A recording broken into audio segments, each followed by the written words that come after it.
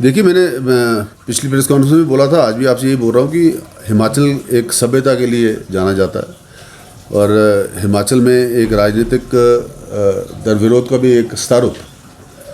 अब उस स्तर को मद्देनज़र रखते हुए जिस तरीके से हम लोग अपना स्तर और ख़ास करके मुकेश जी ने तोड़ा है, हमने उस दिन भी इस चीज़ को कंडेम भी किया था और उनसे कहा था कि माफ़ी मांगें और हिमाचल प्रदेश में ये गलत प्रथा ना डालें। अब आज आप बोल रहे हैं कि बार बार हमने तो कभी हमला आप पे किए ही नहीं। आप बार बार हर बात को पर्सनली अपने ऊपर लेके जाते हैं। जब आप ये बात बोलते हैं कि ओक ओवर खाली करो, आप किस अथॉरिटी से बोलते हैं?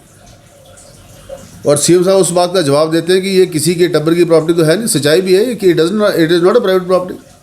ये तो सरकारी मुख्यमंत्री का आवास है। लोग जिसको जिता के भेजेंगे, मुख्यमंत्री बना के बिठाएंगे, वो इस आवास में रहेगा और जब तक है मुख्यमंत्री तब तक वो वहाँ रहेंगे। और अब ये बयानबाजी देना कि मेरे टब्बर तक पहुँच जाना, टब्बर का तो नाम ही नहीं लिया। हर चीज़ को अपने ऊपर क्यों पर्सन ले जाते हैं? प्रॉब्लम ये है कि अब पॉलिटिकल अनस्टेबिलिटी बहुत सामने आ रही है। अब महाराष्ट्र में भी आपके सामने है कि जो एक छोटी सी दुम्ब कांग्रेस की फंसी थी वो भी वहाँ से निकलने वाली। पूरे हिंदुस्तान में लोगों ने मन बना लिया है कांग्रेस मुक्त भारत के लिए। रिवाज बदल रहा है। ये रिवाज उत्तराखंड में भी बदला, ये रिवाज उत्तर प्रदेश में भी बदला, मणिपुर में भी बदला और गोवा में भी बदला। अब हिमाचल की बारी, ये इनको साफ नज़र आ रहा है। इसलिए जो भोखलाहट है, जो अपने आप को अध्यक्ष मान चुके थे, अब वो अपने हाईकमांड को ये बताने का प्रयास करते हैं कि मुख्यमंत्री को केवल मैं ही गाली निकालता हूँ। और ये अच्छी प्रथा नहीं है। Let us do clean politics. ठीक बात के तरीके से अपनी बात के आगे रखें। मैं तो इन महानुभावों के बीच में इतना ही बोलना चाहूँगा कि हम लोगों को अपना मर्यादा रखते हुए अपना लेवल को मेंटेन करना चाहिए इस मामले जहाँ तक ये बात है। बाकी राजनीति है, राजनीति में कुछ लफ्ज़ मुंह से गलत भी निकल जाते हैं, हमसे भी निकल जाते हैं, सबसे निकल जाते हैं, पर कम से कम हमें अपनी सीमा में रहते हुए अपनी बात को रखना चाहिए। और हमने तो फिर कहा, आप भी कह रहा हूँ, कि हम विकास को मुद्दा क्यों नहीं बनाते? हम केवल बकवास को मुद्दा क्यों बना रहे हैं? भाई आप भी तो 5 साल मंत्री रहे हैं, आपने कुछ काम तो किया होगा ना, तो उनको गिनाइएगा ना। हम भी तो गिनाए रहे हैं। हमने कहा कि आप इंडस्ट्री मिनिस्टर थे, आपका जो वर्किंग इंडेक्स कहाँ पे खड़ा था? Himachal was a perfect destination for investment. तो इंडेक्स में आप 18 नंबर पे खड़े थे, हम 7वें नंबर में। कोरोना ने हमारा काफ़ी नुकसान किया, वो अलग सी बात है, पर आप भी तो कुछ उपलब्धि बनाई अपनी। हमारी तो बड़ी सीधी सी और बड़े अदब के साथ यही निवेदन है कि विकास की राजनीति पे हिमाचल के लोग विश्वास करते हैं, बकवास की राजनीति पे। मुख्यमंत्री मुझे लगातार सलाह दे रहे हैं, मैं पिछले 72 घंटे से देख रहा हूं, लेकिन मेरी भी उनको सलाह है वो भी लक्ष्मण रेखा के भीतर रहें। और जहां तक मुकेश अग्निहोत्री है, प्रतिपक्ष का नेता है, ठोक बजा के है, और हिमाचल प्रदेश में वो करेगा जो जनता की आवाज है, जो हिमाचल प्रदेश की जनता आवाम की आवाज है, वो उठाता रहेगा। ये अगर डराने की कोशिश कर रहे हैं, तो धमकाने की कोशिश कर रहे हैं, तो ये रॉन्ग नंबर डायल कर रहे हैं। ये किसी और को नंबर डायल करें इस तरह से। ये सामने मुकेश अग्निहोत्री है, सर पे कफन बांध के बैठा है। आपने जो करना है, जो आपके दिमाग में है, सरकार जा रही है ना, विचलित हो रहे हैं, खौफ बना हुआ है। चाहे आप अपनी मंत्री लगा लें, पूरे सरकार लगा लें, कायनात लगा दे, चाहे जो करना है आपको आप करें, लेकिन मैं आपका कोई मतहत मुलाजिम नहीं हूं, ना ही मैं कोई बंधुआ मजदूर हूं जो कि आपकी बातों पे जो है खौफ खा जाऊंगा। मैं जो है हिमाचल प्रदेश के प्रतिपक्ष का नेता हूं। और जहां तक आपके लोग कहते हैं कि मुकेश अग्निहोत्री को प्रतिपक्ष का नेता जो है रहमो करम से मिला है, मैं आपको बार बार कहता हूं, मैं कांग्रेस विधायक दल का नेता हूं। हिंदुस्तान के कानून के मुताबिक जो है 1/10 ऑफ एमएलए जिस पार्टी के पास है वो प्रतिपक्ष का नेता होगा। लेकिन इसके बावजूद भी आपको, यू आर एट लिबर्टी, आपको खुली छूट है, आप सुबह ही नोटिफिकेशन विड्रॉ करते हैं लीडर ऑफ अपोजिशन की। फिर भी देख लें कि हिमाचल प्रदेश की जनता मुकेश अग्निहोत्री को नेता प्रतिपक्ष मानती है कि नहीं। ये अधिसूचनाओं से नहीं है, ना ये किसी से डर के है। आप जो है अगर मेरे परिवार तक जाएंगे, टब्बर तक जाएंगे, खानदान तक जाएंगे, पुश्तों तक जाएंगे,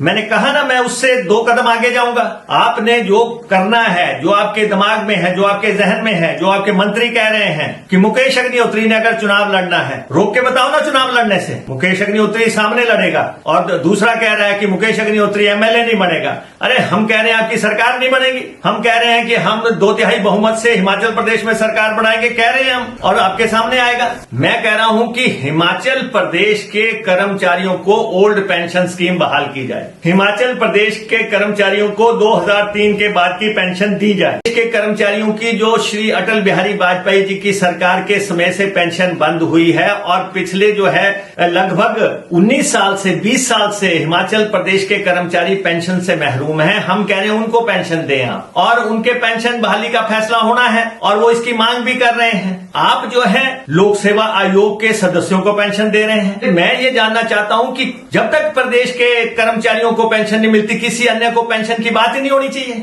यहां तो बात चल रही है कि किस किस की पेंशन अगर कर्मचारियों की नहीं मिलती बाकी सबकी बंद की जाए, ये बातें आ रही हैं। और हम हकदार हैं, हम ये मानते हैं कि हिमाचल प्रदेश के कर्मचारी को सम्मान का अधिकार है। रिटायरमेंट के बाद जीवन यापन के लिए घर में भी सम्मान मिले, इसके लिए उसको पेंशन मिलनी चाहिए। हम उसके पक्षधर हैं। हम लंबे अरसे से कहते आ रहे हैं कि उनको पेंशन मिलनी चाहिए। आप पेंशन दे रहे हैं लोक सेवा आयोग के सदस्यों को, ये हमारी अब बुनियादी अंतर है। हम आपको कह रहे हैं कि 2 लाख के आसपास कर्मचारी हैं ये जो रिटायर हो चुके हैं, उनको पेंशन का अधिकार मिलना चाहिए। पेंशन में जो उनकी 65, 70, 75 जो भी उनकी मांग है उसके मुताबिक वो चाहते हैं कि उनको दिया जाए। उनके एरियर्स का सवाल है, वो एरियर्स मांग रहे हैं। तो कर्मचारियों के जो वेतन भत्ते हैं या पंजाब वेतन आयोग के सिफारिशों के मुताबिक जो उनके क्लेम्स हैं, हम उनकी बात कर रहे हैं।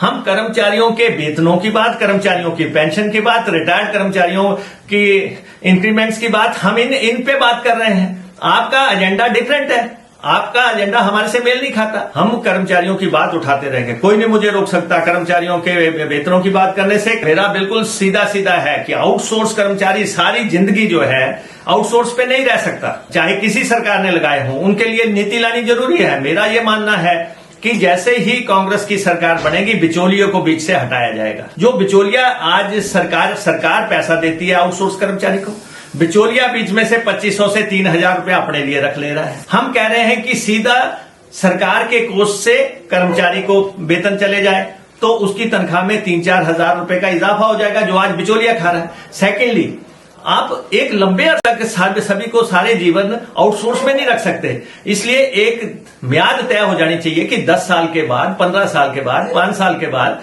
आप कर्मचारी को जो आउटसोर्स पे लिए हैं उनको जो है सरकारी नौकरी मिले। हाँ, भविष्य में जो आउटसोर्स भर्ती हो वो कायदे से हो, उसमें रोस्टर भी लगे और उसमें जो है भर्ती की प्रणाली भी सही हो। तो इसलिए आउटसोर्स पे जो काम होना है वो होना चाहिए।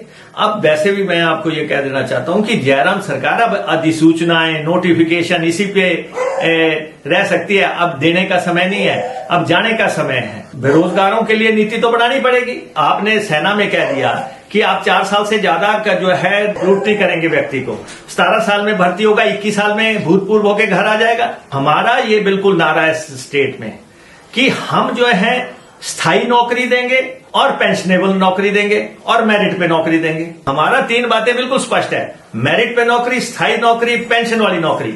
और इनकी नौकरी है 4 साल वाली नौकरी।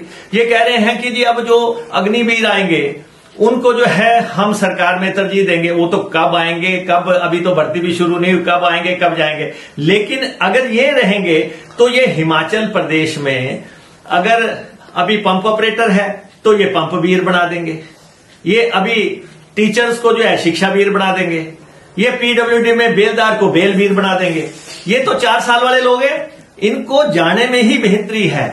और नौकरी की सेंटिटी बनी रहनी चाहिए। ये जो 58 साल की नौकरी बड़ी सोच समझ के लगाई है। अभी पेरेंट्स रिटायर नहीं हुए, बच्चे रिटायर होके आ जाएंगे। अभी शादी हुई नहीं, उससे पहले बच्चा रिटायर होके आ जाएगा। ये कोई नीति है? और जिसकी मुख्यमंत्री वकालत कर रहे हैं और फिर जो है मुकेश अग्निहोत्री को लगातार 2-3 मंचों से लगातार बोल चुके हैं, मैं लिहाज कर रहा था। लेकिन आपने दिल में कोई बात नहीं रखनी है। जो करना चाहते हैं खुले दिल से करें, और जो मुझे बोलना होगा मैं जनता की आवाज के मुताबिक बोलूंगा, और जो मुझे साबित करना होगा फिर मैं वो साबित करूंगा जो मुझे साबित करना है।